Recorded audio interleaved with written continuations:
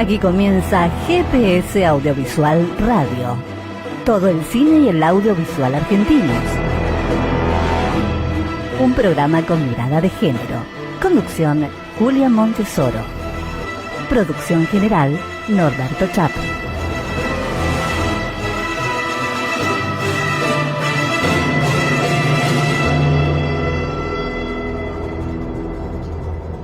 Buenas, buenas, buenas. Ya estamos en GPS Audiovisual Radio. Este es el programa 45, como todos los miércoles a las 19 por Radio Trend Topic. Todo el cine y las producciones audiovisuales argentinas tienen lugar aquí en GPS Audiovisual Radio, un programa con mirada de género. Con la producción periodística de Norberto Chap, la conducción de quien les habla, Julia Montesoro, y en los controles, Ioni y Gonzalo Sorais, allí en Radio Trend Topic. Agradecemos a quienes nos escuchan, nos mandan sus mensajes y nos siguen semana a semana. Ya estamos comunicados con nuestra primera invitada de hoy. Bueno, vamos a unas noticias mientras entablamos la comunicación.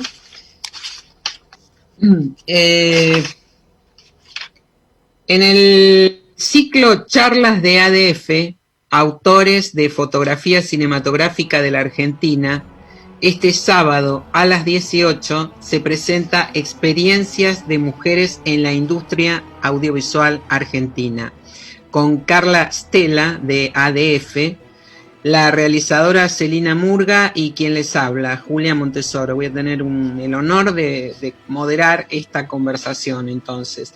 La transmisión va a ser en vivo en el Instagram @ADF Argentina, este sábado a las 18. Entonces los esperamos ahí y vamos a conversar sobre las experiencias de las mujeres en la industria audiovisual argentina.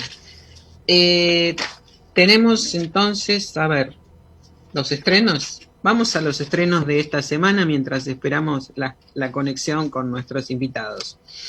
Mañana, jueves 12, se va a estrenar Proyecto Parque Patagonia. Se trata de un documental de Juan Dickinson que retrata la situación del Parque Patagonia, proyectado por filántropos internacionales alrededor de la meseta del lago Buenos Aires, en la provincia de Santa Cruz. El documental también plantea la problemática de los productores que serían desplazados por esta iniciativa. Proyecto Parque Patagonia se va a presentar a las 20 en Cinear TV y a partir del viernes 13 va a estar disponible en forma gratuita en Cinear Play. Ahora sí, vamos entonces a nuestra primer invitada. Hace 60 años, Mario Benedetti escribió La Tregua. Sergio Renán la convirtió en película y en 1975 era nominada al Oscar como Mejor Película Extranjera. El próximo 26 de noviembre se estrenará en el Auditorio Sodre de Montevideo en formato ballet. Y el año próximo se va a convertir en una serie de 10 capítulos, La Tregua. Entonces estamos ahora con Ana María Picchio, la inolvidable Laura Avellaneda de La Tregua, y bueno, a quien recibimos con un enorme gusto. Ana María, ¿cómo estás? Estás desmutear tu micrófono, Ana María. Ahí está, ahora sí. Bueno, un placer enorme recibirte, tener esta charla con vos. ¿Cómo estás? ¿Bien? Muy bien. Voy a cerrar un poco la ventana porque me viene una cosa blanca. Ya bueno, vengo. Dale. Así es la radio en vivo en estos tiempos. Pero bueno, ya enseguida comenzamos la charla con Ana María Picchio. Ana, ¿a qué atribuís la vigencia de La Tregua y sobre todo de la película? Sí, el otro día estuvimos en un Zoom que se hizo con la Fundación de Benedetti, presentando estas 3 cositas. Hablamos justamente de esta cosa, ¿no? De que no se termina nunca la tregua, el festejo, hablar de ella, las nuevas generaciones que se acercan y que preguntan. A mí me parece, yo creo que La Tregua tiene una condición que no muchas películas tienen, que habla del hombre de la calle, de lo que Brecht decía, el pequeño hombrecito, hombre pequeñito. Entonces me parece que de ahí parte, esa cosa donde todo el mundo se siente identificado, a pesar de que no hay que haber perdido la novia o el amor de su vida, se siente identificado con los personajes, cómo son, cómo hablan, cómo piensan, cómo se expresan. Yo el otro día, y creo que en la nota de La Nación lo recuerdo las frases esas geniales de Benedetti, esas frases que son inolvidables, cuando Santomé llora y se acerca al Beto Brandoni y le dice: papá, vos también eras, vos también sos, vos también valés la pena. Sí, claro. Porque a veces uno cree que uno es importante porque se enamora, y me parece que estos dos eran dos tipos divinos. No es, el amor los elevó, Sí. pero ellos eran divinos. Sí. Y es cierto esto que vos decís, la cercanía que todos como espectadores sentimos con esos personajes, esas historias, esas problemáticas también, ¿no? La identificación, fundamentalmente. La relación con los hijos, Julita, sí, en ese momento. Sí, en ese momento, además, claro. Y no poder hablar, no poder decir la palabra, todo raro. Vos sos, ¿qué te pasa? Vos nunca te reís, vos sos. Una cosa tan que la gente dice, sí, eso es, eso. Nos sigue identificando La Tregua. Y también me parece que el hecho de no haber podido en su momento festejarla y disfrutarla, y que tuvimos que aguantarnos durante tantos años, eso me parece que también le dio. ¿Te parece a vos? Sí, seguramente sí, porque bueno, la Tregua fue estrenada en épocas de censura, de persecuciones, hasta de listas negras, exilios. ¿Vos cómo viviste todo eso en ese momento, Ana María? Horrible, porque nosotros cuando el estreno de La Tregua, bueno, fue fenomenal, fue una alegría impresionante, no lo podíamos creer porque hay veces que uno hace algunas películas donde vos sentís que la película va a romper todo, pero nosotros no lo sentimos nunca eso. Nosotros hicimos una película chiquitita, modestita, que costaba poquitita platita, con todos actores que habían querido trabajar sí o sí de onda. Entonces, ¿qué nos íbamos a imaginar que iba a pasar lo que pasó? Nos sorprendieron. La vida nos sorprendió, la aceptación del público. Yo cuento en la nota, Benedetti me estaba esperando en el bar de enfrente el día del estreno. Y yo fui corriendo y me dijo, ¿pero qué pasó, compañera? ¿Qué le dijeron? ¿La felicité? No sé, le digo, porque la gente se levantó, se puso de pie y yo me fui para atrás y me caí en el hall y vengo a contarle eso. Digo, no sé, creo que es un éxito. Bueno, pero después mirá todo lo que pasó.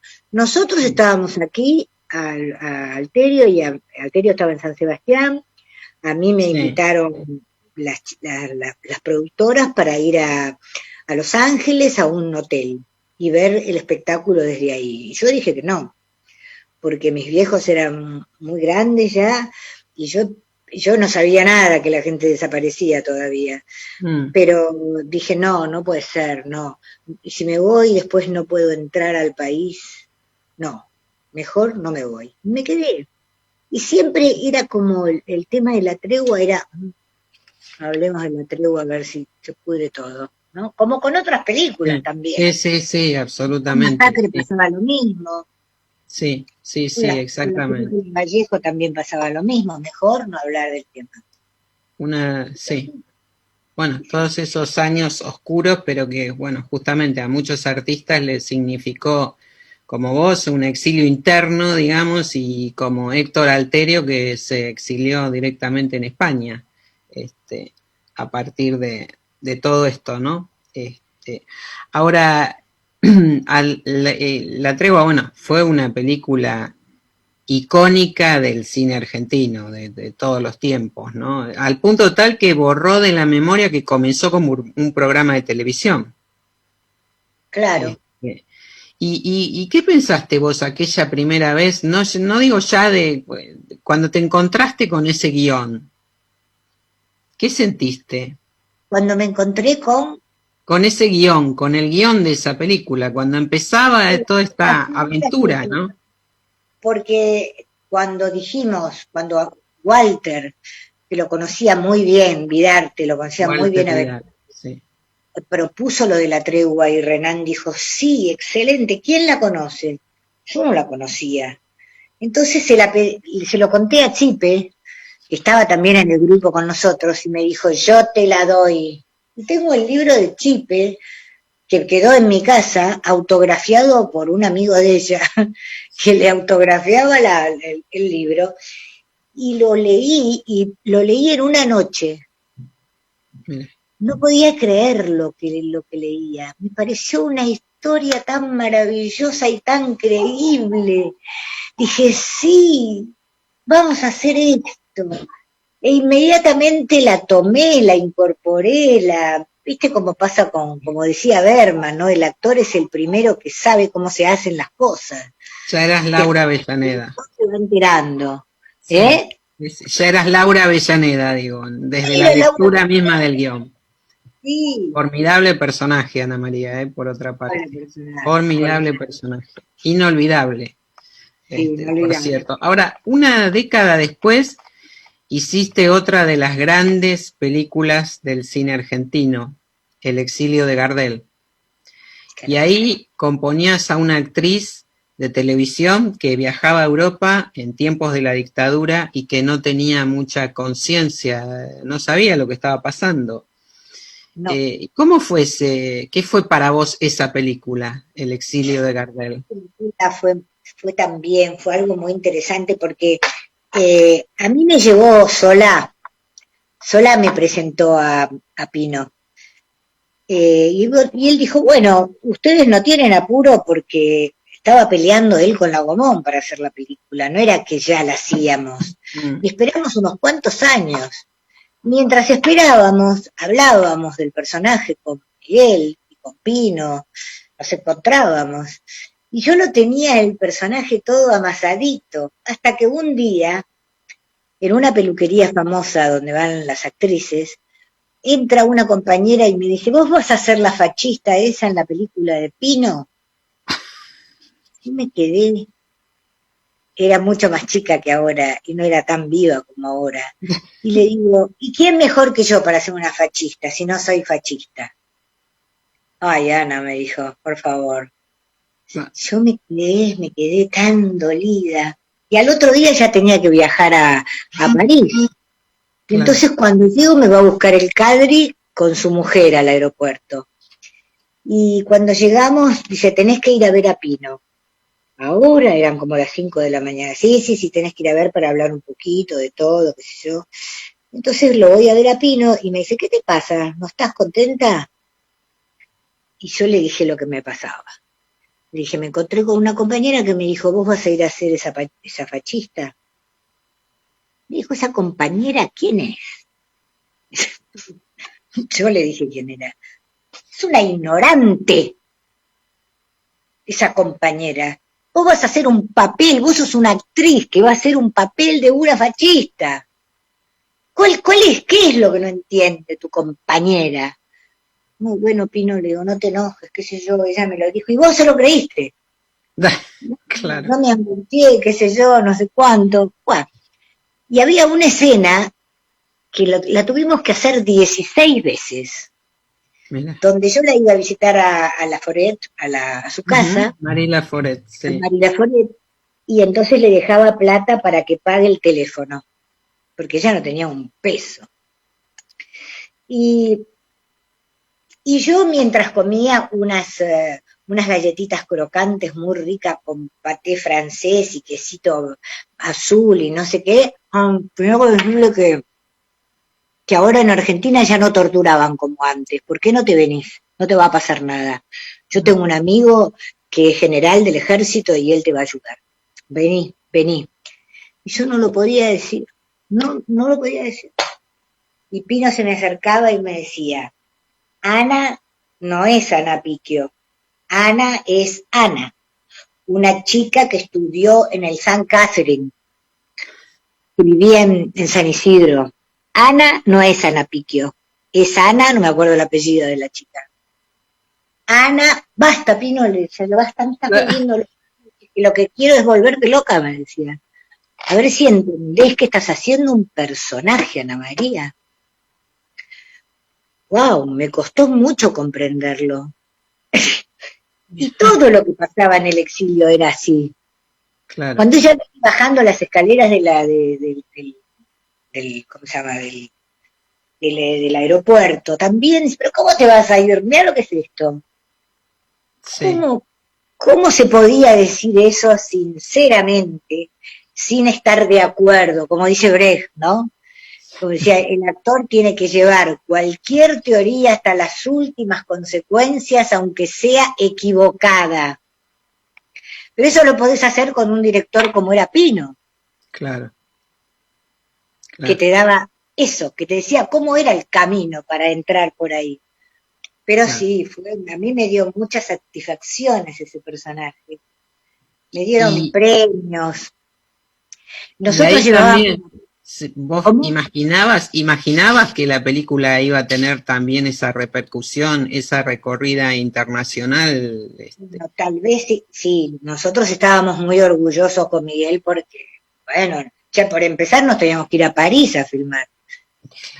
Yo vine con un vestido de Dior que costaba 30.000, una barbaridad costaba, y en el avión vino una persona a llevar, venía con el vestido la persona, porque yo tenía un exterior aquí.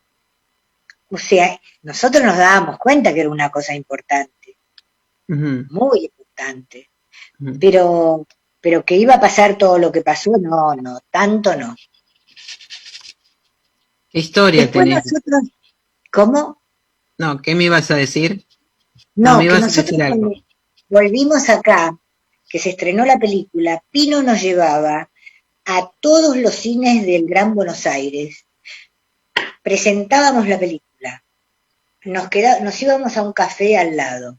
Cuando terminaba la película, él nos llamaba y teníamos que conversar con la gente de la película. Eso era un trabajo que teníamos que hacer todos los sábados y los domingos. Claro.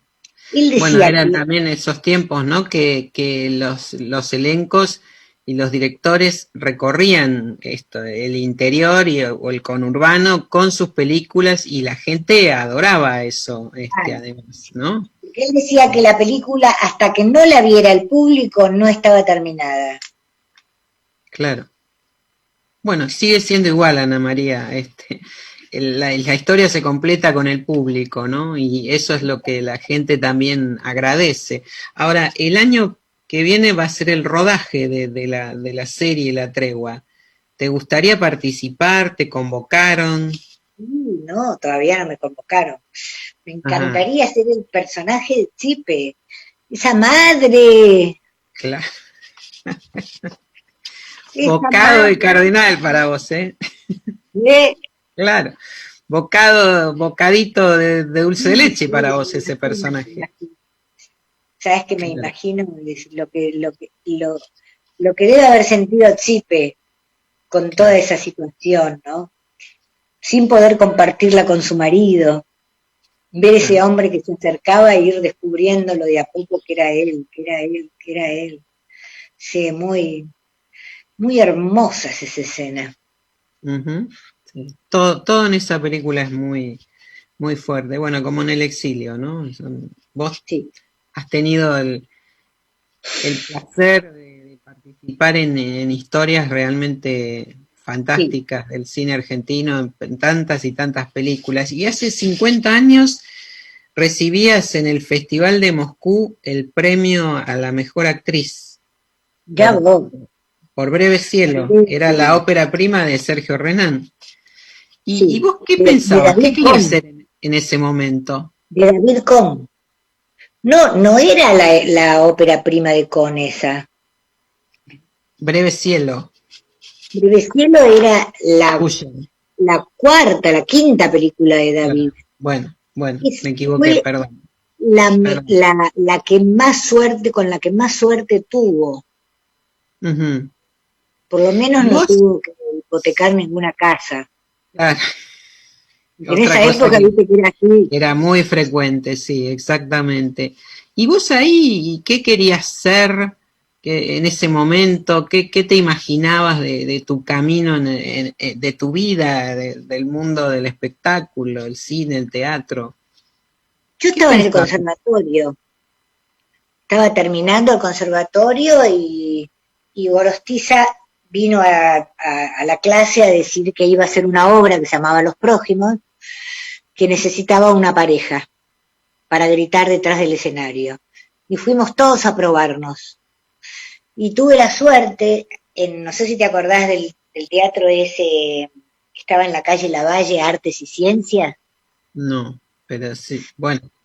Que después hubo un cine, después hubo una cosa evangelista, bueno. Entonces nos fuimos todos a probar todo el curso, y en el momento que yo subo al escenario para gritar, pasa una rata de este tamaño. Yo me pongo a gritar como loca, y bajo y dice Gorostiza, ¿qué la piquió? Yo dije, Dios mío, ¿ahora cómo voy a hacer para gritar todas las noches igual? Como grité, la rata no va a venir. Y ahí empecé. Y después hacía un espectáculo para chicos en el Odeón que dirigía Jordana Fine. ¿Te acuerdas de Jordana? Ajá, mirá. Que era la mujer de David Swilly, que era el que traía el circo de Moscú. Y ella había hecho un espectáculo divino para niños, donde yo hacía un varón. Entonces David Cohn me vino a ver a Los Prójimos, que gritaba detrás del escenario, y me fue a ver al Odeón a ver el espectáculo ese para chicos, que yo hacía un varón. O sea, que el pobre David dijo, sí, usted me gusta, me dijo. Bueno, vamos a empezar a ensayar. Y así fue. ¿Te imaginás que yo no tenía la menor idea? Porque si había algo que yo no soñaba cuando estaba haciendo el conservatorio, era cine. Claro. Porque en esa época las que filmaban eran las lindas. ¿No? Era Graciela Borges, Elsa Daniel, la Lucette. El cine era el cine del cine francés. No era... Lo de Tita Merelo ya había pasado. Claro. Estaban los directores que veían otros encantos en otras actrices, como en tu caso, claro. ¿No? Y el talento. Digo, ese enorme talento, Ana María Picchio, la verdad, un gusto enorme recibirte aquí en GPS Audiovisual. Te agradezco, te mando un beso enorme y bueno, ojalá que el año que viene entonces te veamos en la serie de La Tregua, haciendo ese personaje que seguramente... Si me llaman, te voy a llamar para contártelo. A la primera que voy a llamar va a ser a vos. Más vale, más te vale, Ana María Picchio. Sí, más me vale. Muchas gracias, te mando un beso grandísimo. Son muy amorosa y simpática. Gracias, Ana María, un beso muy grande. Gracias. Adelante, señor operador. Generodac y GPS Audiovisual presentan Directoras en el Cine Arte Lumière, un ciclo de estrenos recientes dirigido por mujeres. Todos los viernes, a partir del viernes 18 a las 20 horas. Gratis. Entra a cineartelumiere.com.ar y accede gratis. Directoras. Cine dirigido por mujeres.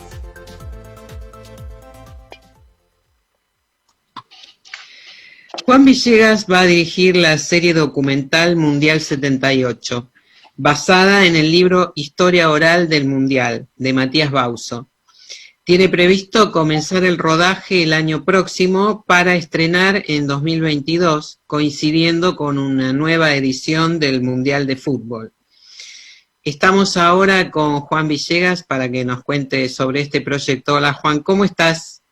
¿Qué tal? ¿Cómo estás? Bien, Bien. todo bien por acá. Bueno, con este gran proyecto, ¿cuándo empezaste a interesarte en el fútbol como eje de un audiovisual, en este caso una serie? Ah, eh, no, y yo leí el libro, yo creo que fue en julio del 2018 que salió el libro de Matías, que lo venía esperando, sabía que estaba por salir y me interesaba mucho, porque me interesa en general lo que escribe él y, y la mirada que podía tener sobre el Mundial.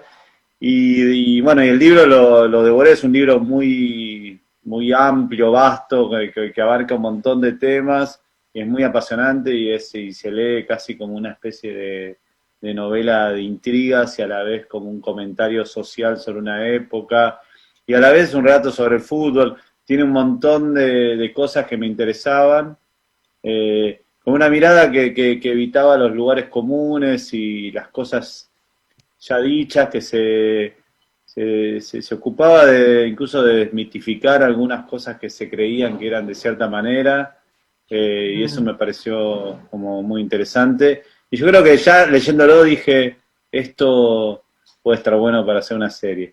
Creo que de hecho le escribí a Matías ahí antes de terminar el libro y después fuimos charlando y el proyecto se fue armando de a poco. Ujú. O sea que en el libro encontraste, habrías leído, supongo, porque sé que también sos futbolero, Sí. y habías leído, en este libro habías encontrado cosas que no habías visto en otros que leíste. Sí, totalmente. Un montón de cosas por ejemplo, una de las cosas que más que él resalta y que yo no lo había pensado, no lo tenía tan claro, que siempre se creyó que el Mundial le sirvió a la dictadura para tapar sus crímenes. Y en un punto esa era la intención de la dictadura y en cierto sentido, Sí. en el corto plazo y en lo interno, para la sociedad argentina o para parte de la sociedad argentina, funcionó eso como una especie de bomba de humo para tapar los crímenes y la crisis económica y un montón de cosas de ese gobierno. Pero curiosamente hay algo que es muy interesante, que a su vez fue como un boomerang, porque el Mundial sirvió para que la comunidad internacional y los organismos de derechos humanos conozcan los crímenes que se conocían acá. De hecho, las propias madres de Plaza de Mayo reconocen que al mismo tiempo que se sentían indignadas por lo que estaba pasando, porque el gobierno organizaba una fiesta popular cuando sus hijos no podían tener información sobre dónde estaban sus hijos, al mismo tiempo se dieron cuenta que era una forma, podían aprovechar eso, porque de pronto el país se llenó de periodistas internacionales, algo que no era tan común, Sí. y la información en esa época no circulaba tan fácil como ahora en Internet. No. Eso les permitió que la lucha de ellas y la denuncia sobre los crímenes que se estaban cometiendo se conozca en el mundo. Y eso me pareció muy interesante. Sí. Sí, lo que yo recuerdo de ese mundial es que justamente era un elemento propagandístico en todo caso, ¿no? Desde el punto de vista de la dictadura, pero sirvió, si cabe la palabra, para visibilizar estas cuestiones que estaban, las violaciones a los derechos humanos, los asesinatos, los secuestros, todo lo que estaba pasando a nivel internacional. Ahí fue... Claro, Argentina no estaba tan en el foco internacional en ese sentido, de alguna manera como que estaba opacado, medio tremendo decirlo así, por Chile. De hecho, hasta había una idea en el mundo, y creo que incluso para muchos argentinos, de que la dictadura de Argentina era una dictadura blanda, de que no era tan tremenda y terrible y terrorífica como la chilena, y posiblemente haya sido peor. Pero bueno, no, porque está bueno ver a veces que un relato histórico tiene que también poder ver las cosas también como se veía en su momento y no con los discursos a veces que se arman después para acomodar las cosas para las conveniencias de cada uno. Me parece que esto es algo bastante revelador. Y vos en la serie, ¿dónde vas a poner el foco, digamos, en lo deportivo, en lo social, en lo político, en todo junto? Y esa es una gran pregunta. Yo creo que tiene que ser todo junto, pero a la vez es un solo relato. No es que cada una de las cuestiones están independientes de las otras. Me parece que la clave de lo que fue el Mundial es eso, es que todo estaba interrelacionado y vinculado de alguna manera. No es que fue una competencia deportiva y aparte un hecho político. Son las dos cosas al mismo tiempo, me parece. Ujú. Y parece que la clave del guión y de la realización va a tener que dar cuenta de eso, de esa complejidad, de algo muy intenso que pasó en un mes, que habla mucho también de lo que somos los argentinos, de cosas malas que somos los argentinos, y posiblemente de algunas cosas buenas también. Ujú. Ah. Sí, algo bien bueno debe haber habido en todo eso. Yo me Sí. cuesta encontrarlo. No, pero No te recuerdo, está pero- bueno encontrarlo también. Por ejemplo, el Mundial 78 fue el primer momento en el que las mujeres tuvieron un rol importante como, no sé, como hinchas, como de repente se volvieron a estar interesadas en el fútbol. Tal vez por las malas razones, pero de hecho Sí. eso integró a las mujeres como parte de la conversación sobre fútbol de una manera que no era tan habitual. Eso es algo que en un momento remarca Bauso como una novedad del Mundial 78, por ejemplo. Ajá, ajá. Bueno, depende de quiénes. Yo te puedo asegurar que yo estaba totalmente en contra por un montón de cuestiones que no viene acá. Bueno, pero eso, por ejemplo, hay testimonios, algunos que son muy sinceros también, de, por ejemplo, militantes argentinos exiliados en México, sobre todo, Ujú. que de repente se plantearon, bueno, ¿qué tenemos que hacer? ¿Tenemos que seguir el Mundial o no? Claro. Y bueno, y algunos decían, sí, bueno, a mí me gusta el fútbol, es el fútbol argentino y puedo separar y puedo ver los partidos y gritar los goles, y otros que no. Y me parecen válidas las dos posiciones, Sí, digamos, y sí. me parece que está bueno, y eso no invalida la posición que tenía cada uno contra la dictadura. Claro. Me parece que por lo menos es como un conflicto Sí. particular, digamos. Eso Para el que era futbolero y a la vez sufría la dictadura y se da cuenta cómo la dictadura estaba usando el Mundial, debería haber sido complejo. Ujú. Sí, era una discusión que recuerdo que se daba en ese momento. Yo era mucho más joven, obviamente, estaba recién saliendo de la universidad en La Plata. Claro, bueno, en un ambiente muy politizado. Pero recuerdo que sí estaba esto que vos mencionás de decir, bueno, pero a mí me gusta el fútbol. Y a mí, en lo personal decía, ¿qué me importa en este De contexto? hecho, la posición de Montoneros es muy particular y eso lo cuenta Ajá. bastante Bausa en el Ujú. libro. Que Ajá. dio una especie de apoyo, como una especie de tregua, y al mismo tiempo promovieron algunos operativos, pero hasta hubo una especie de apoyo al Mundial desde un lugar justificado ideológicamente. Ujú. Me parece que está bueno hacerse cargo de las complejidades, ¿no? Claro. De eso. Sí. Quizá la perspectiva que da el tiempo permita eso también, ¿no? Sí. Hacerse cargo de las complejidades y cada uno desde donde estuvo o desde donde apoyó. Y vos ya empezaste la búsqueda de contenidos y de testimonios. ¿Qué Bueno, el libro ya tiene de base una investigación muy fuerte, pero lo que estamos recién empezando es en la búsqueda de archivos, que bueno, en Argentina es complejo, pero bueno, algunas cosas fueron apareciendo interesantes y hay mucho trabajo todavía para hacer ahí. Me parece que es clave para este documental. Encontrar archivos, sobre todo, que no se hayan visto o no se hayan visto mucho, me parece, Claro. para poder dar una mirada nueva. Pero bueno, eso va a ser un trabajo bastante arduo y creo que el guión se va a ir construyendo también en paralelo a esa búsqueda de archivos. No, todavía falta un montón de trabajo. Ajá. Recién estás planteando el proyecto y bueno, el desarrollo del desarrollo del proyecto. ¿Y Matías Bauso va a trabajar con vos en el guión o...? La idea es sí, trabajarlo juntos y posiblemente sumemos algún guionista más. son guiones como muy complejos también, después trabajar sobre un guión que tiene tantos elementos y encontrar una forma narrativa en la que confluya eso. A veces la gente no tiene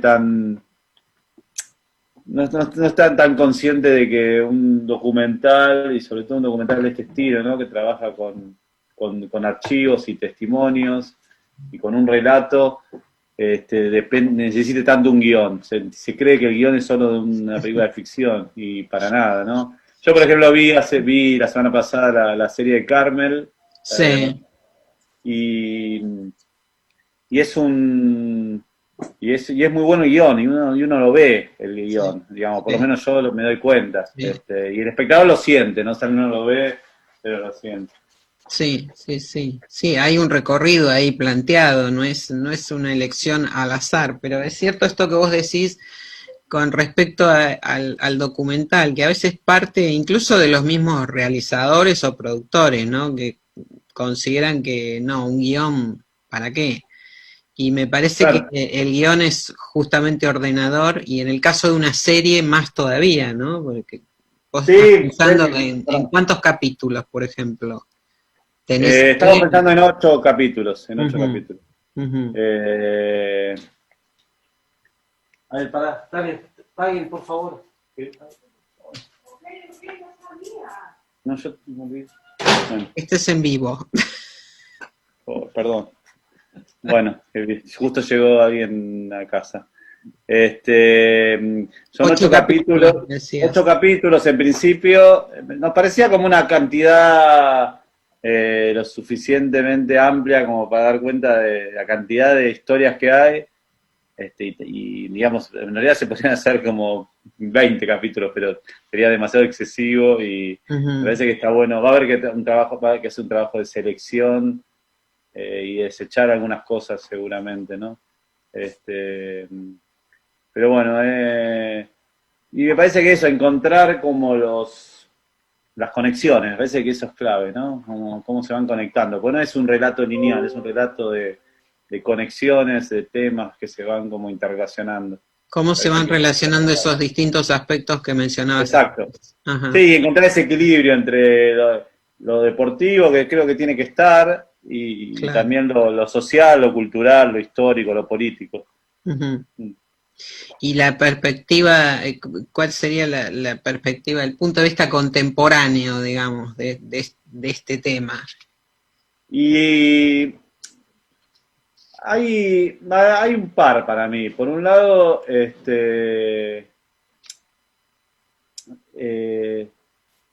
cierta tendencia, me parece que como uno de los males argentinos que cada tanto aparece, esa idea de la necesidad de la unanimidad, ¿no? Uh-huh. Que a veces nos lleva a lo contrario, a la división total, ¿no? Que me parece que es una especie de, en un punto tal vez es parte del mismo problema, ¿no? Como o tenemos que estar todos juntos en el mismo camino, y entonces como no estamos todos juntos, nos dividimos en dos partes, en vez de fluir en las diferencias de una forma más natural. Y creo que el Mundial fue un ejemplo de una necesidad del gobierno, aparte de tapar sus crímenes o reivindicarse ellos frente a la sociedad, de crear una falsa idea de que el país es uno solo y todos vamos juntos hacia un lugar, y no hay posibilidad de disenso. Como la idea de disenso era algo que parecía que no estaba permitida en el Mundial. De hecho, eran muy pocos los que, de las personas públicas importantes, eran muy pocos, ¿no? Y estaban mal vistos, ¿no? Si alguien estaba en contra del Mundial. Sí. Es algo que se repitió de una forma parecida en Malvinas, me parece. Sí, también, sí, como que estabas con la guerra o no estabas. Y yo creo que algo de eso nos sigue afectando, me parece, como sociedad, digamos. Creo que tal vez esa podría ser una mirada que relacione a eso con cuestiones de la Argentina. Para mí es una forma también de hablar de la Argentina, de los argentinos, ¿no? Hay una vieja leyenda que circula en el periodismo, que dice que un aspirante a un puesto va a dar una prueba, y entonces el editor le pide que escriba sobre Dios. Que escriba sobre Dios. Sí. Y el aspirante le pregunta a favor o en contra.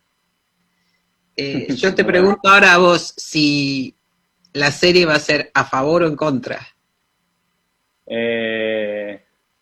No, yo creo que es en contra de la organización del Mundial. No creo, seguramente no va a ser en contra de los jugadores. Yo creo que ahí se cometieron una injusticia, porque los pusieron a ellos en un lugar como de héroes nacionales y muy rápidamente los convirtieron en personajes que tenían que sentirse personas, que tenían que sentirse avergonzadas de lo que habían hecho, y en cierta manera me parece que es muy injusto con ellos, porque ellos sí estaban haciendo una gesta deportiva, y eran jugadores de fútbol y querían ganar un mundial.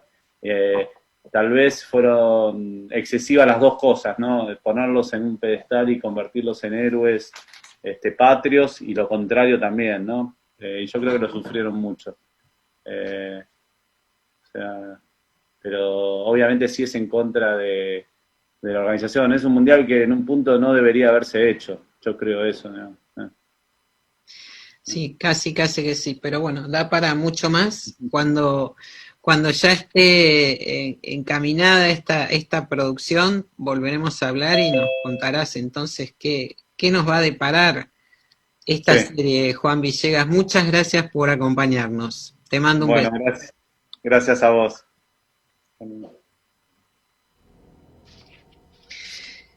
Javier Torre es un reconocido y prestigioso director. Hola, Javier, te estoy presentando. Es un reconocido y prestigioso director y además desarrolló una extensa actividad en el campo cultural. Su última película fue El Almuerzo, estrenada en 2015. 5 años más tarde escribe una novela, yo diría casi una docuficción, La Gloria, que describe aquella vez que en el Festival de Cannes 2 películas habladas en español fueron premiadas: Viridiana, de Luis Buñuel, y La mano en la trampa, de Leopoldo Torre Nilsson, su padre. Javier Torre además piensa llevar al cine esta novela, La Gloria, el año próximo. Así que estamos con él, lo recibimos. Es un enorme gusto, Javier Torre, tenerte aquí con nosotros, que nos acompañes en GPS Audiovisual Radio, la verdad. Muchísimas gracias. Julia, para mí es un placer enorme estar con vos en este programa tan prestigioso, por además tu trayectoria fantástica, lo que has hecho con el cine argentino a lo largo de los años, la información que has logrado reunir, tu sapiencia en la materia, así que la gente del cine toda te respeta, te valora, y para mí, por eso te digo, es un honor inmenso estar esta noche con vos. Muchas gracias, la verdad que es mutuo. Javier, ¿qué te llevó a elegir este episodio del Festival de Cannes como punto de partida de tu novela, de La Gloria?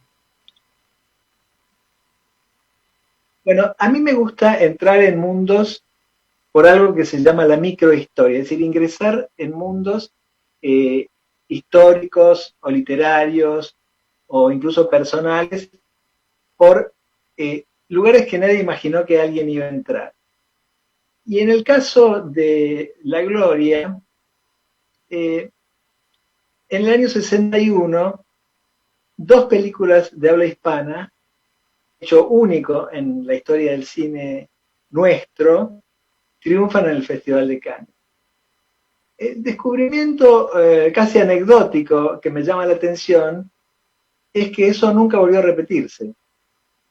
Y empecé a pensar por qué nunca se había repetido, y empecé a entrar en la historia de las 2 películas, de sus directores, de sus personajes, de los actores que los interpretaron, y a través de allí empecé a buscar cartas, documentación de la época, revistas, diarios, todo lo que pudiera hacer aquel mundo para lograr entender de qué manera en aquel momento la gloria explotó, digamos, para el cine de habla hispana. Buñuel y mi padre en aquel momento tuvieron que superar enormes dificultades. Buñuel perseguido por la censura franquista, mi padre acosado en la Argentina también por grupos, entre comillas, anticomunistas que atacaban a la gente de la cultura. Los dos con enormes dificultades de financiación para las películas, atravesando realmente un océano de dificultades, logran llevarlas adelante.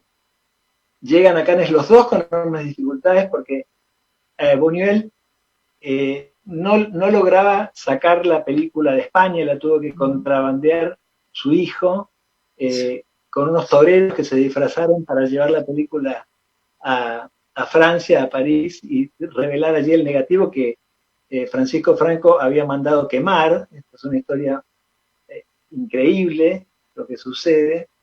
Y mi padre, que no había sido seleccionado por el Instituto de Cine para representar a la Argentina, entonces va igual. Logra entrar al Festival de Cannes por su propio prestigio, digamos, pero la Argentina de alguna manera le había negado que fuera. Entonces, bueno, todo ese mundo a mí me subyuga, yo me crié en ese mundo y además me sentí partícipe de alguna manera del beneficio de haber participado en un mundo tan exquisito, tan extraordinario, ¿no? Sí, bueno, y como te decía, empecé a buscar por todos lados, estuve un par de años estudiando el tema, y luego con los permisos que se da una novela, me puse a escribir, y salió, y ahora está en la calle. Pero fue un proceso cuidadoso. Lo decís como si nada. Ahora está en la calle. Salió. Sí, no. Está en la calle cuando la gente no está en la calle, y está en las librerías cuando la gente no va a las librerías. Son las contradicciones que nos pasan siempre a nosotros, porque tanto el cine como la literatura en la Argentina muchas veces son cruzar un desierto, buscando llegar al otro extremo, y a veces la suerte te lo permite, y a veces pasan cosas que uno no esperaba y suceden, ¿no? De manera que ahora la idea es poder filmarla el año que viene la película, pero primero, bueno, hay que salir de esta situación, un proyecto desde el punto de vista de producción muy, muy complejo. Claro, una historia nacional porque transcurre en México. Sí, además es más difícil filmar los 60 que filmar el siglo XVIII, porque en los 60 todo el mundo tiene alguna referencia y tenemos que cuidar cada detalle. Pero, digamos, a mí me gustan esos desafíos. Tengo un productor muy importante que lo está leyendo, tengo gente muy cercana que quiere trabajar, pero bueno, es muy difícil, son muchísimos actores, son muchísimos lugares, la Costa Azul, Cannes, pueblos cercanos a Cannes, Buenos Aires en los años 60. El desafío está, y bueno, yo he estado en situaciones bien difíciis y las he podido llevar adelante. Así que, absolutamente. Digo, bueno, hay que superar primero esto, hay que terminar con esta horrenda pandemia, lo vamos a superar entre todos, ojalá las vacunas funcionen, sean todas buenas, y que esto pase a ser una pesadilla olvidada, ¿no? Ahora, Javier, es un poco sí.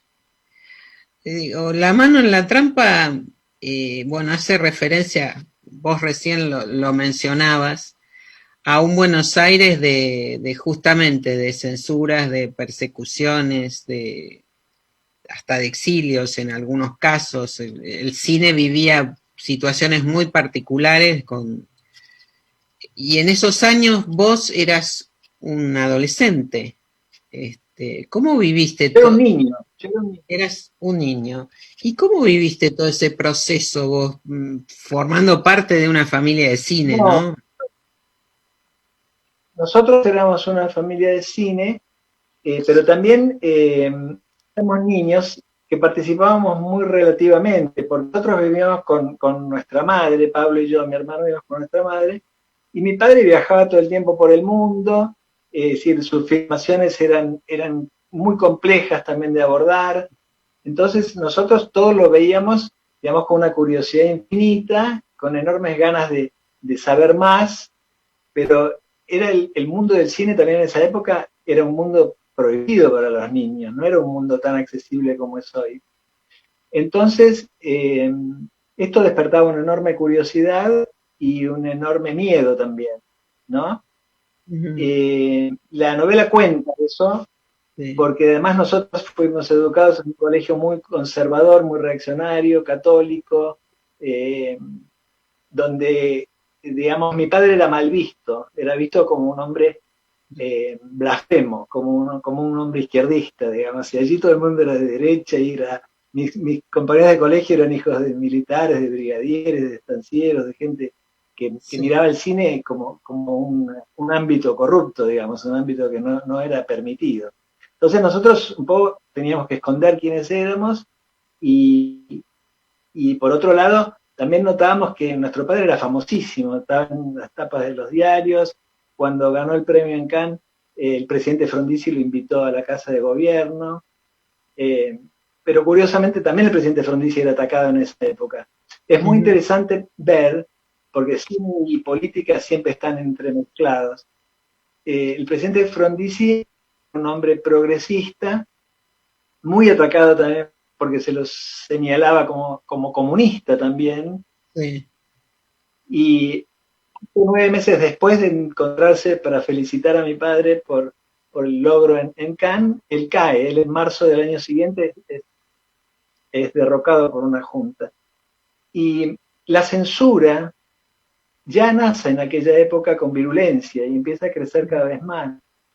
Y es estructurada, digamos, como un mecanismo que crecería cada vez más. Pensá que 4 años después es la noche de los bastones largos, viene la dictadura de Onganía, ya la censura se impone como una realidad cotidiana en la Argentina, y después más adelante viene lo peor de lo peor, cuando es el año 76. O sea, en aquel entonces ya se estaba como estructurando ese mecanismo tan siniestro que hizo tanto daño a nuestra cultura y que todavía a veces asoma, quizás no en organismos oficiales, pero sí en grandes estructuras económicas que de algún modo dominan los mercados del cine, ¿no? Y que le dan voz a algunos y no le dan voz a otros. Sí, exactamente. Entonces, Ahora,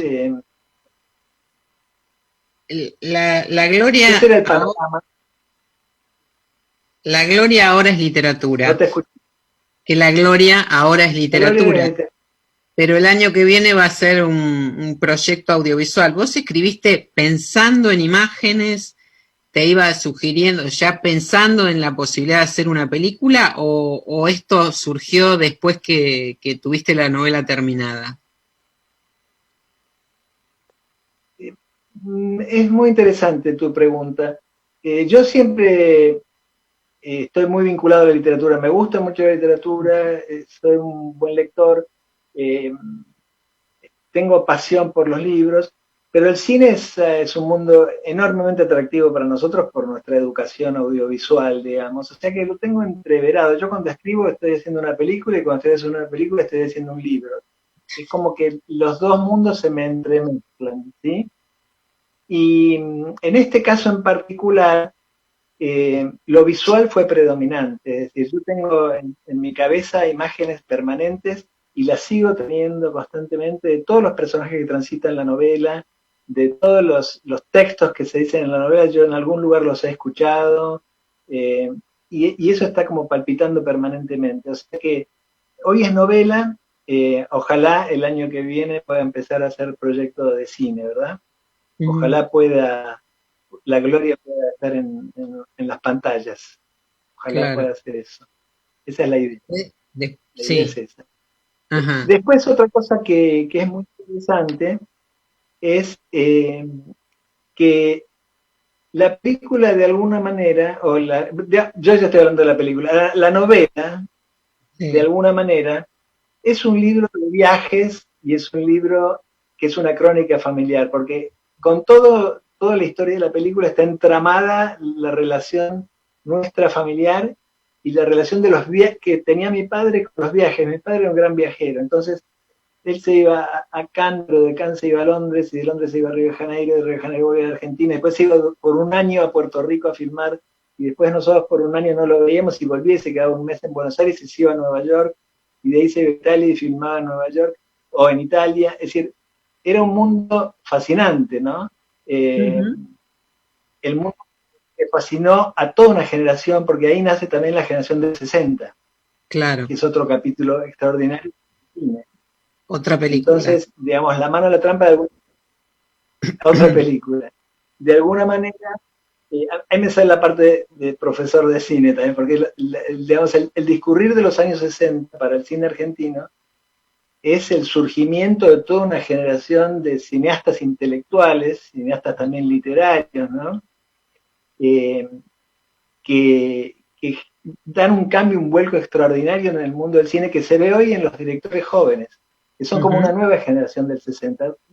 Encontrarán muchos nexos entre aquellos directores, Rodolfo Kuhn, David Cohn, el primer Leonardo Fabio, con los directores que uno está viendo hoy día que surgen con la misma energía, con esas ganas, con ese espíritu de aventura, con esa capacidad de ruptura, y que de alguna manera están marcando también un nuevo rumbo para el cine argentino. Enhorabuena, ¿no es cierto?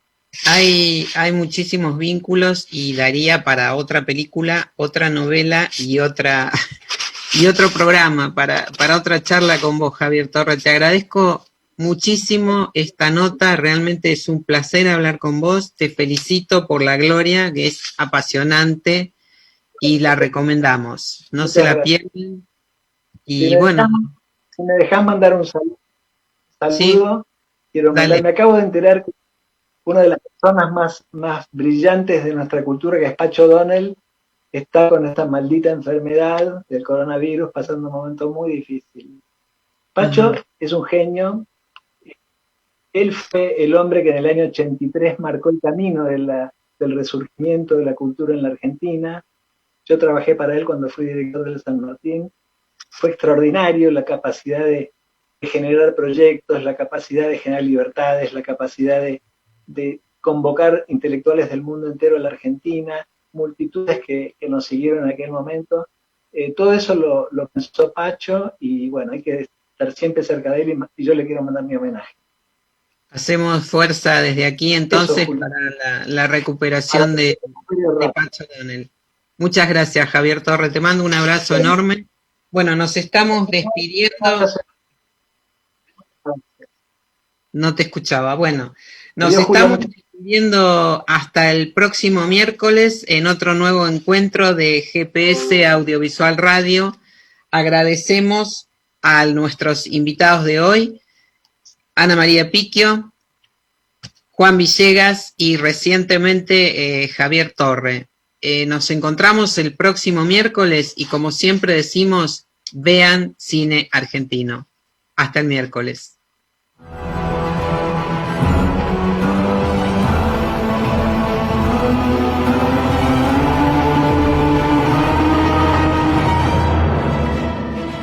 Esto fue GPS Audiovisual Radio.